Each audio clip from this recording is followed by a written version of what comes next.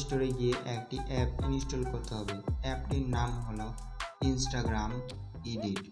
এই অ্যাপটিকে ইনস্টল করবেন। ইনস্টল করার পরে ওপেন করবেন। ওপেন করার পরে পারমিশনগুলি দিয়ে দেবেন। দেওয়ার পরে আপনি যেই ভিডিওটি বানাতে চান সেই ভিডিওটি এখান থেকে সিলেক্ট করে নেবেন।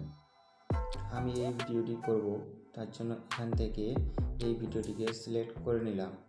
তারপর এখানে ক্লিক করবেন। ক্লিক করার পরে ভিডিও লাইনটিতে একবার ক্লিক করবেন। তারপর এখান থেকে রিস্টাইলে যাবেন। রিস্টাইলে যাওয়ার পরে এই ইফেক্টটিকে চুজ করে নেবেন। তারপর একটু অপেক্ষা করবেন, দেখবেন আপনার ভিডিও একদম রেডি হয়ে গেছে। এরপরে ভিডিওটি আপনি যে কোনো জায়গায় পোস্ট করতে পারবেন। যদি এই ভিডিওটি ভালো লাগে তাহলে অবশ্যই ফলো করবেন।